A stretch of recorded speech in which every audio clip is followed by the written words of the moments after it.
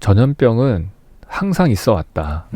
이거는 별로 새로운 사건은 아니다. 이렇게 얘기하고 싶어요. 역사를 공간으로 이해하려고 하는 첫 번째 노력이었던 것 같아요. 마당 있는 집에 살고 싶다요. 맞아요. 지금 다 그 얘기 하더라고요. 네, 결국에는 기분이 제일 중요한 것 같거든요.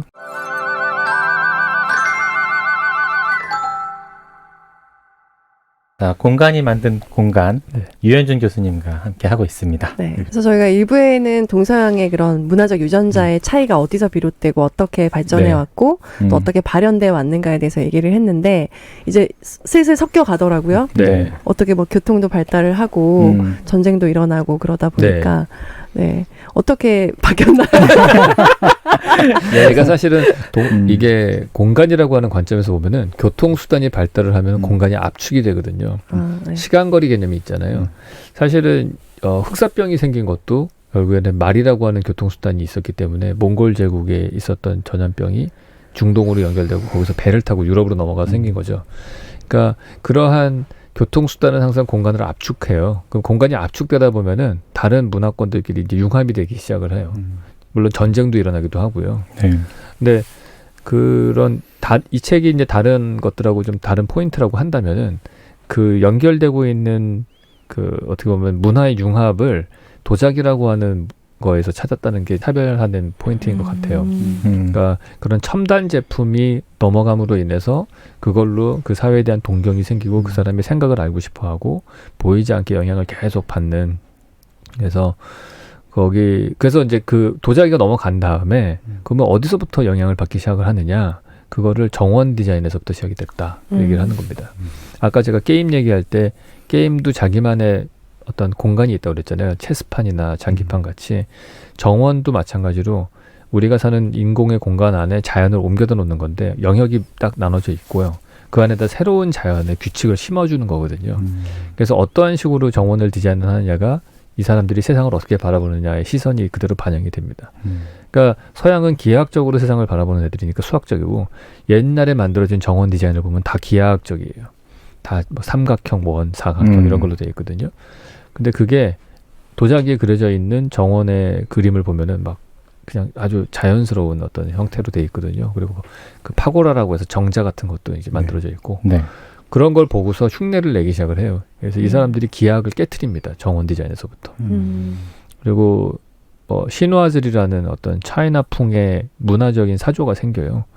그래서 우리가 옛날 그 10몇 세기, 18세기, 17세기 뭐 이때쯤인가요? 그때 영국 사람들의 어떤 라이프 스타일을 쭉 보시면은 중국에서 만든 것 같은 탑을 하나 정원에다 세워놓고 정자의 변형이 파고라에 앉아서 아시아에서 수입해갖고 온 티를 마시고 찻잔도 차이나라고 부르잖아요. 그렇죠. 그러니까 그 도자기가 중국에서 온 거니까 차이나라고 하는 찻잔에 그러니까 모든 것들이 다 아시아에서 온 문화를 즐기는 요즘으로 치면 케이팝으로 음악 듣고 춤추고 뭐 옷 입고 이런 비비고 먹고 이런 거랑 비슷한 거예요. 그래서 그런 것들이 그 유럽에 영향을 주기 시작을 하면서 서서히 다른 문화로 이제 퍼져나가기 시작을 하는 거죠. 그렇게 이제 산업혁명이 시작되면서 건축에 두 가지 혁명이 생겼는데 그것이 이제 엘리베이터랑 그다음에 강철과 콘크리트가 만들어지면서 더 이상 이제 뭐 땅이 물러서 이런 걸 쓰고 이런 것들이 필요 없어진 게 된 거죠. 그렇죠. 철근 콘크리트라든지 철골 구조라는 게 생겨난 거가 큰 변화인데 이게 다른 건축 재료에 비해서 단위 면적당 압축 강도가 강해요. 인장 강도도 강도가 강한 거죠. 그러니까 예를 들어서 철골 구조가 생겼는데 이 공장에서 제작을 하잖아요. 그럼 선형으로 만들어지는 거예요. 그러니까 기둥 구조를 쓸 수가 있는 거예요. 선적으로 나오게 되니까. 그래서 그 당시에 이제 아시아의 문화, 그러니까 엑스포라는 게 만들어지면서 동양의 건축물들을 이 엑스포장에다가 재현해 놓는 그런 것들이 많았거든요. 근데 그것도 보고 여러 가지 문화적으로도 영향을 미치고 철학책도 들어오고 그래서 철학사조도 바뀌잖아요. 막 칸트나 이런 사람들 보면은 그 전에 있던 철학하고는 좀 다른 경향을 띈단 말이에요. 약간 1인칭 시점에서 세상을 바라보는 것들도 막 생겨나고 그러니까 그런 것들이 막 나타나면서 건축도 양식이 바뀌고 공간에 대한 생각도 바뀌는 것 같아요. 기하학적인 거에서 점점 탈피를 하고 제가 이 책에서는 딱 두 명을 태클을 합니다. 미스 반델로에라는 건축가하고 르코르비제라는 건축가인데 이 두 사람은 건축계에서는 거의 모차르트와 베토벤 같은 사람이에요. 그러니까 제가 이 책에서 얘기하는 거는 거의 마치 야 모차르트하고 베토벤 음악을 봤더니 알고 봤더니 한국의 궁중음악의 영향을 받은 거야. 이런 정도 수준의 얘기거든요. 그러니까 거의 그냥 기존의 사람들 보면 좀 어이없는 얘기처럼 들리실 거예요. 근데 그게 40년 정도의 스팬을 가지고서 이 사람들이 10년 단위로 계속해서 이 생각이 바뀌어 나가는 게 보이거든요. 점점 어떻게 보면 동양적인 가치를 가지는 공간으로 바뀌어 나가는 게 보이는데 그게 되게 저한테는 되게 흥미로웠어요. 네. 개인적으로. 무엇이 그렇게 받아들이게 했을까요? 동양의 문화와 생각? 그런 빈 공간에 대해서 좀 만들려 싶어하고. 저는 그냥 이거는 어떻게 볼 땐 사회적 패러다임이 그렇게 바뀌었다고 저는 생각을 해요. 우리가 어떤 하나의 천재가 나와서 새로운 생각을 냈다기보다는 그 사회 그 토마스 쿤이 얘기하는 거잖아요. 패러다임이 바뀌면은 그렇게 여러 가지 뭐 과학 이론도 나오고 근데 건축에서는 그런 꼬르비자나 미스 같은 사람들의 디자인이 그런 현대건축 5원칙이라든지 이런 것들이 결국에는 패러다임 자체가 동서양이 융합이 되면서 자연스럽게 나올 수밖에 없었던 거다 생각을 합니다. 이게 막 그런 미술들과 네. 그 현대 미술들과 비교해서 보여주시고 또 이렇게 동양적인 그런 영향을 받는 것들을 네. 도면으로 보여주시니까 네네. 굉장히 저는 이렇게 되는 거구나라고 그렇죠. 그대로 믿었어요. 이게 아까 조경이 맨 처음 바뀌었는데 네. 조경 다음에 바뀌는 거가 이제 미술이 바뀌거든요. 그래서 회화가 바뀌죠.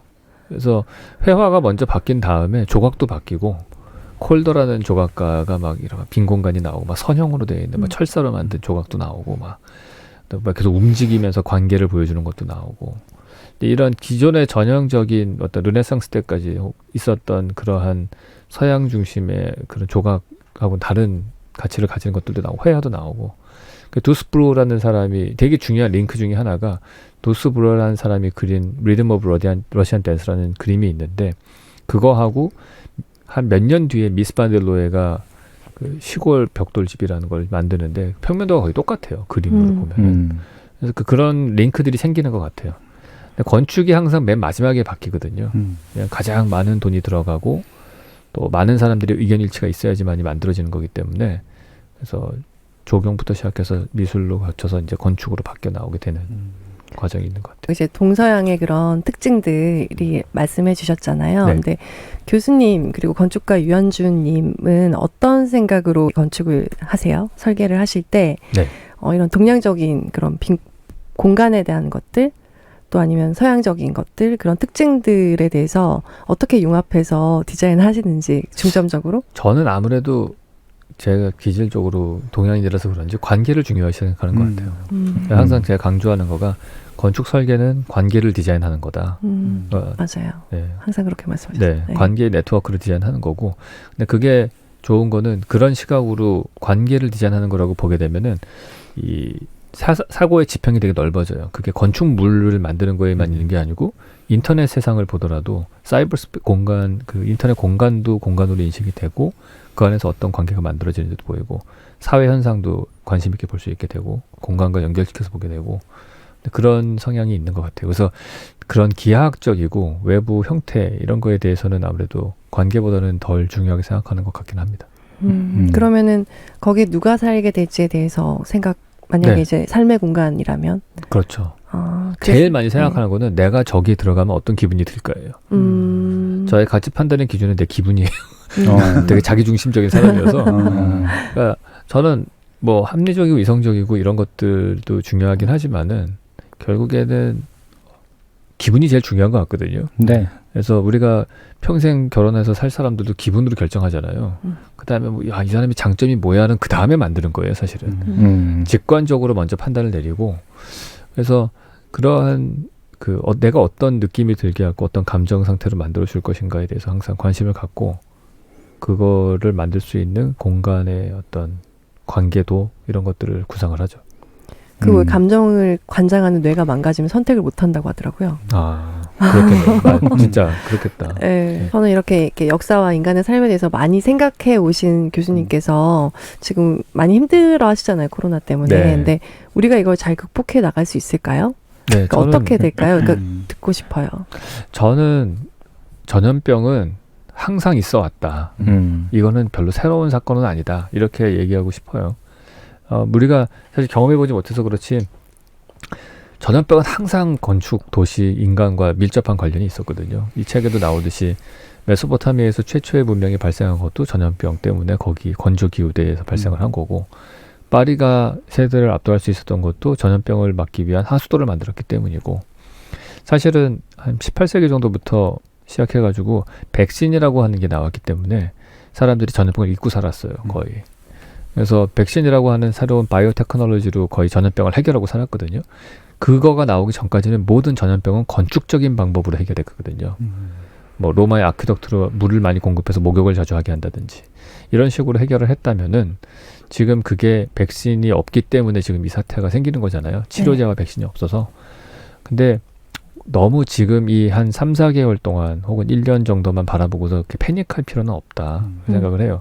인간은 항상 이런 여파가 왔을 때 항상 다시 돌아갑니다. 원래의 그 흐름대로. 다시 우리의 삶을 찾을 거고요. 현재 우리가 갖고 있는 방법, 과거에 전염병을 해결하는 게 건축적인 방법으로 해결을 하다가 18세기 이후에 치료제와 백신, 바이오테크놀로지를 했는데 지금 이 오른쪽 바이오테크놀로지가 역할을 못하니까 유일하게 갖고 있는 방법이 건축밖에 없는 거예요. 그러니까 다시 어떻게 하냐면은 옛날 상태로 공간끼리 거리를 두는 사회적 거리두기라는 솔루션밖에 없는 상태가 된 거죠. 근데 궁극적으로는 저는 다시 다 모여서 살고 그러는 세상으로 돌아갈 거라고 생각을 하고요. 왜냐하면은 사피엔스가 가지고 있는 특징 중에 하나가 그 하라리 교수도 얘기하잖아요. 떼지어서 살았기 때문에 우리가 지구를 압도할 수 있었다. 그래서 우리의 유전적인 특징 중에 하나는 무리해서 이탈됐을 때의 어떤 공포감 그리고 함께 있을 때 안도감 이런 것들이 있거든요.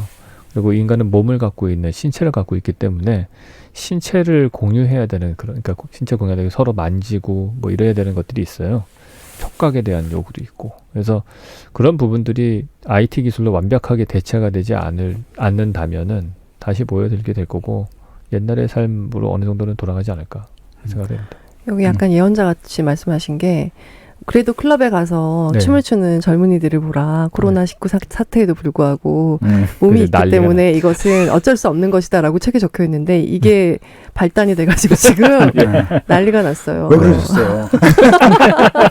아니 저거는 진짜 막을 수가 없어요. 저거는 그렇죠. 네. 진짜 뭐 정말 강력한 법을 만든다면은 또 달라지겠지만은 네. 음성적으로라도 모일 겁니다. 앞으로. 그거는 마치 우리가 성매매를 법으로 범죄해놨을 때 뒤에서 숨어서 하잖아요. 저는 네. 인간이 막 동물적인 본능들이라고 하는 것들은 어떻게 그거를 계속해서 컨트롤하고 길들이기 위해서 사회 구조와 시스템이 만들어지고 공간도 만들고 그렇게 된 건데 뭐 학교라는 그런 구조를 강제와 통제를 위하고 뭐 계속해서 어떻게 보면은 더 많은 사람들이 더 밀집된 상태에서 살 수 있을 만한 하드웨어적인 방법, 소프트웨어적인 방법을 개발을 한 건데 그 안에서 거의 보이지 않는 지하수의 강처럼 흐르는 게 본능이에요. 그래서 그 부분을 사실은 좀 우리가 직시를 할 필요가 있어요. 그거를 사실 묻어놓은 상태에서 어떤 사회적 시스템을 만든다는 거는 언제든지 터질 수 있는 그런 가능성이 있는 거예요. 그래서 그걸 진짜 감안을 해야 되는구나. 그러니까 네. 다들 어떻게 그럴 수가 있어요. 이렇게 네. 다들 학교도 못 가고 돈도 못 벌고 네. 사회가 정지되어 있는데 어떻게 클럽 가서 춤출 수가 있나요? 이러고 막 애기 엄마가 막 외치고 네, 그렇죠. 막 그러더라고요. 근데 그 애기 그게 엄마분은 결혼해서 애를 낳으셔서 그래요. 결혼을 해서 애를 안 낳으시 아직도 짝짓기를 해야 되는 젊은이들한테 하시는 말씀이 아니에요. 그래서 이제 막을 수 없다는 걸 전제하에 두고 이 방역을 하거나 해야겠어요. 그러니까 그 부분을 우리가 뭔가 다른 방법을 찾아야 될 텐데 네. 저도 아직은 건축적으로는 어떻게 해결해야 될지 잘 모르겠어요. 이렇다고 쪼개질 것 같지는 않고요. 그래서 그렇다고 이걸 법으로 하자니 너무 비인간적인 것 같고 하여튼 앞으로 찾아가겠죠. 저는 사실은 방법 없다. BT밖에 없다. 그러니까 IT와 BT의 융합된 방역, 스마트 방역밖에는 길이 없다. 지금 우리가 그나마 효율적으로 하는 것도 BT만 쓴 게 아니고 IT를 같이 썼기 때문에 효과적으로 하는 거잖아요. 네. 그러니까 IT와 BT를 함께 썼을 때 공간에 대한 인식이 달라지는 거예요. 네. 그러니까 IT는 사람을 추적 가능하기 때문에 그 사람의 움직임을 선으로 다 파악이 가능하고 그걸 다 분석을 하면은 우리가 막연하게 보였던 공간에 좌표가 보이기 시작을 하는 거거든요. 그러면은 우리가 핀포인트 타겟을 할 수가 있어요. 제가 좋아했던 책 중에서 엘빈 토플러가 쓴 책 중에 전쟁과 반전쟁이라는 책이 있어요. 네. 근데 그 책을 보면은 전쟁 기술이 발달할수록 대규모 전쟁이 줄어든다라는 얘기예요.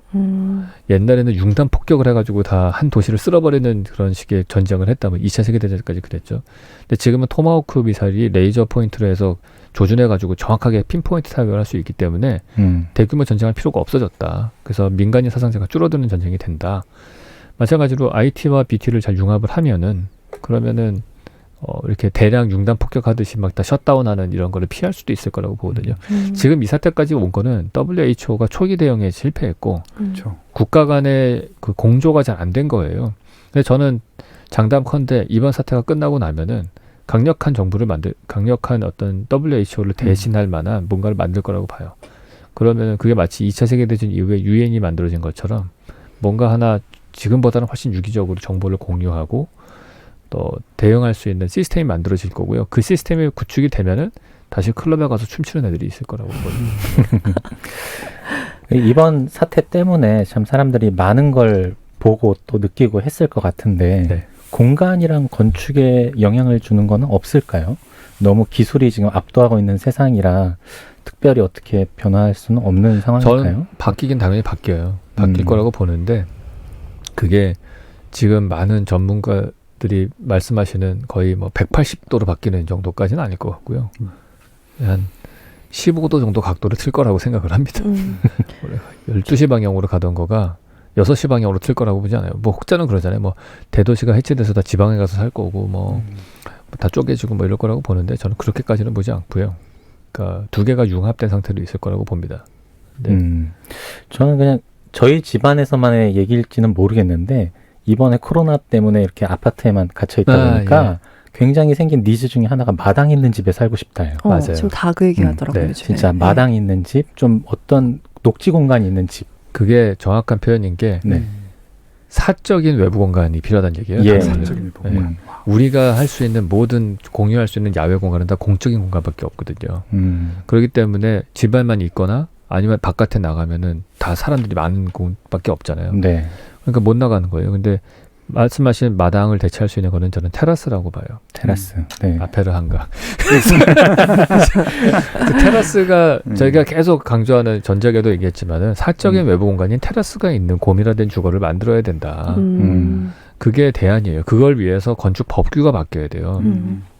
그러니까 법규가 건폐율 용적률 계산하는 방법을 바꿔서 어떻게든지 아파트에도 폭이 3m 정도 되는 테라스가 있고 나무를 심을 수 있는 테라스를 만들 수 있게끔 정책을 만들어줘야죠. 시스템을.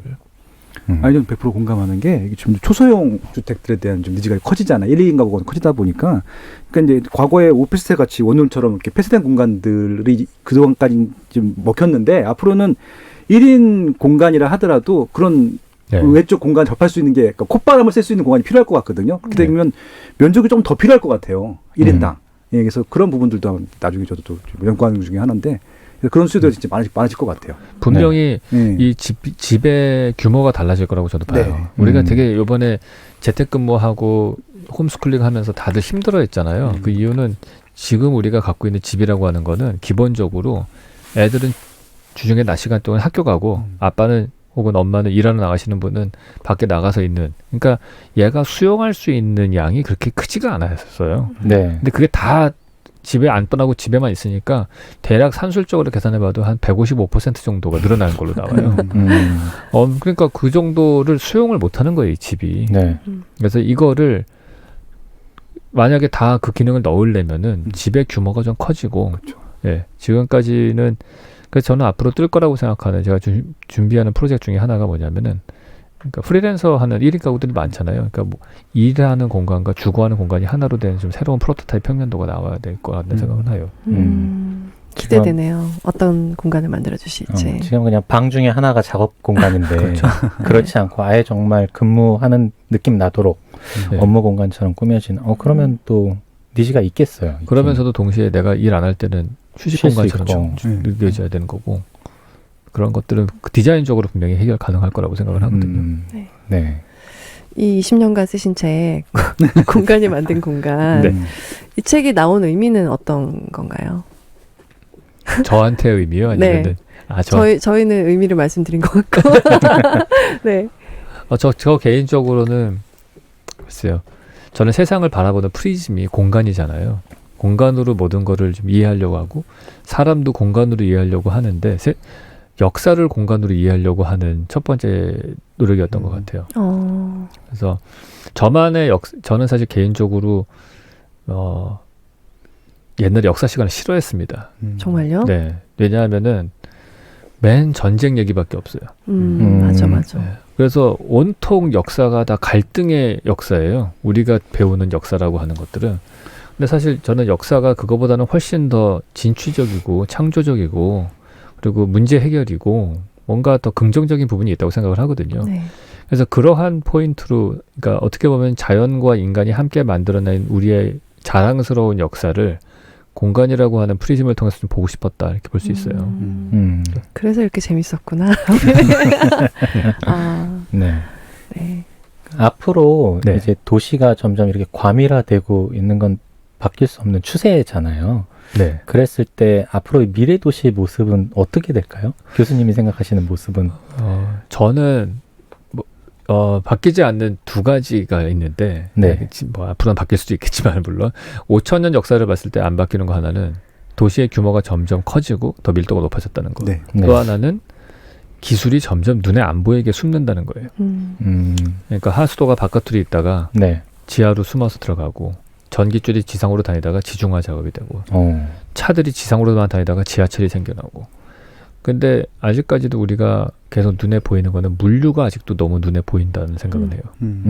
물류가 점점 늘어날 거 아니에요. 이제 언컨택트 비즈니스가 커지면서 이제 실시간으로 계속 딜리버리가 되고 막 이런 것들이 많아질 텐데 그것들이 수용이 안 될 거예요. 앞으로 더 늘어나면은. 그래서 그거를 지금 누가 커버하고 있냐면은 뭐 새벽 배송이라든지 이런 걸로 네. 하게 되는데 그거를 저는 이 물류를 좀 지하에다가 넣어서 터널을 만들었으면 좋겠다는 생각은 해요. 그거를 실제로 도요타 자동차에서 제안을 하는 아이디어가 하나 있어요. 우븐시티라고. 그러면 지하 터널로 물류를 만들고 그거는 이제 실험 도시인데 후지산 옆에 터널이 들어가고 거기서 엘리베이터 타고 집으로 곧장 배송이 되거든요. 그러니까 우리가 호텔에 가면은 호텔에 서비스하는 사람들이 왔다 갔다 하는 거가 안 보이잖아요. 네. 그거와 마찬가지로 도시도 이제 더 진화된 도시의 모습은 이제 그런 도시가 될 거라고 생각을 해요. 그게 에너지 효율적인 측면에서도 더 낫다고 생각을 하는 게 우리가 택배 트럭에다가 물건을 100개를 싣고서 99군데의 주소를 돈다고 칩시다. 그러면은 마지막까지 계속해서 싣고 다니는 짐이 있는 거예요. 내가 불필요하게. 맞아요. 네. 피자를 하나를 배달을 시켜 먹을 때 내가 혼자 직접 가면은 자동차 하나 끌고 가서 피자 1kg도 안 되는 걸 들고 오잖아요. 배달시키면은 60kg짜리 배달부 아저씨가 오토바이를 100kg짜리 오토바이를 타고 와서 몇백 g짜리 피자를 배달한단 말이에요.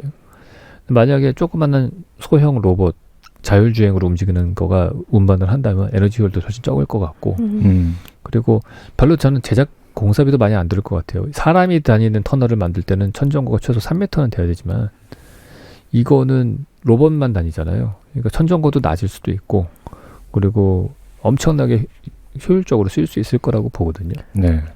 테슬라가 미래를 그리는 것도 봤는데 그런 네. 식으로 차를 물류처럼 운반하는 그런 터널을 만드는 것에 대해서 구상을 또 하더라고요. 네. 그래서 맥락이 좀 비슷한 것 같아요. 네. 너무 네. 교통 정체가 싫으니까. 그러니까 지금의 자율주행 기술은 충분히 되는데 안 쓰는 이유가 인간이 운전하는 자동차하고 충돌이 일어나서 안 쓰는 건데 그거를 따로 분리시키면은 완벽히 해결될 것 같아요. 근데 저는 방금 말씀하신 거 하면 어떤 주식을 사야 되지 이런 생각이 근데 이제 그런 세상이 되면 네. 훨씬 좀 편리해지긴 하겠다라는 생각은 좀 들어요. 그러니까 제가 꿈꾸는 거는 네. 왜 그래야 되느냐.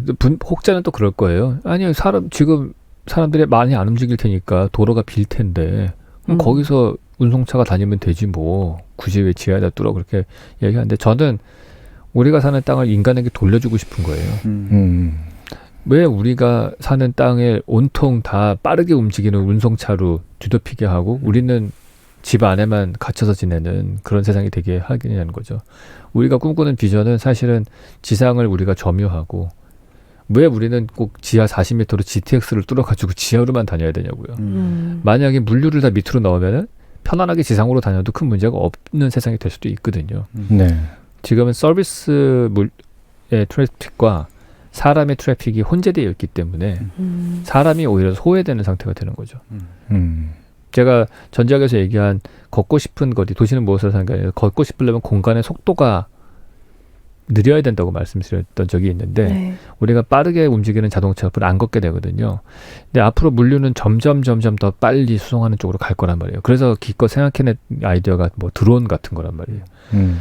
그러면 이 도시는 살 수 있는 동네가 안 될 겁니다. 시끄러워가지고. 맞아요. 하나만 날아도 네, 엄청 시끄러워. 불안하잖아요. 너무 네, 위에 막 떨어져서. 떠 있으면. 그 얘기는 지상을 다 기계와 물류하게 내놓는 세상이 되는 거거든요. 그건 바람직한 도시가 아니죠. 한 번도 생각 못 해봤던 것 같아요. 드론이 막 배달하면 공중에서 받으면 재밌겠다 이 정도만 생각. 아니, 막 그런 얘기도 있었어요. 이렇게 베란다 문 열고 이렇게 거기서 받는. 그러니까 그 택배 아저씨가 너무 좀 힘들어하신 것 같다고 항상 죄송했거든요. 근데 진짜 물류가 지하로 다 들어가고 또 사람들이 이동할 때도 자율주행만 네. 지하로 이렇게 다니게끔 하면 네. 그냥 지상은 자기가 드라이빙 하는 사람들은 원하면 그렇게 하시고 네. 지하에서는 그냥 자율주행으로만 무조건 다니고 하면 완전히 이원화시키면 되게 안전하면서도 또 편리한 그런 세상이 올 수도 있겠다는 생각이 네. 드네요. 되게 좋겠다 그렇게 되면. 집에서 이렇게 바로바로 배송하면 또 택배도 집까지 딱 들어오고. 그렇죠. 네. 그게 앞으로 빨리빨리 될 거예요. 그 도요타가 추진하고 있는 게 지금 진척이 되고 있는 건가요? 제가 알기로는 올해 계획안을 동영상을 발표했거든요. 그러니까 아직 올해. 뭐 완성되려면 한참 걸릴 거라고 봐요. 네. 앞으로도 교수님의 그런 통찰을 계속해서 좀 얻어가야겠네요. 사회가 너무 빨리 바뀌고 있고 어디로 갈지에 대해서 계속 이제 역사를 통해서 본 교수님의 의견이 궁금해지네요. 네. 네. 계속해서 좋은 책 내주세요. 네. 저 너무 정치하실 생각 없어요, 정치. 저는 네. 그 정치를 할 생각이 전혀 없습니다. 네. 정치를 하는 순간 국민의 절반이 적으로 되기 때문에 그래서 저는 한마디로 한낱 정치가가 되고 싶지는 않아요. 그렇지. 네. 꿈꾸는 거의 뭐 한국의 제로드 다이아몬드, 유몬드. 네. 그런 교수님이 되기 거기 때문에 네. 혹시 끝으로 하시고 싶은 말씀 있으시면 한 말씀 더 듣고. 일단은 저는 여기에 두 번째 오지만은 항상 되게 마음이 따뜻해지는 네. 초대적인 것 같아요. 네. 너무 여러분들의 그 애정도 느껴지고요. 네. 그래서 하여튼 되게 감사하고요. 즐거운 시간이었습니다. 제가 혼자 오래 고생하면서 쓰는데 이런 걸 같이 나눌 수 있어서 되게 좋았습니다. 감사합니다.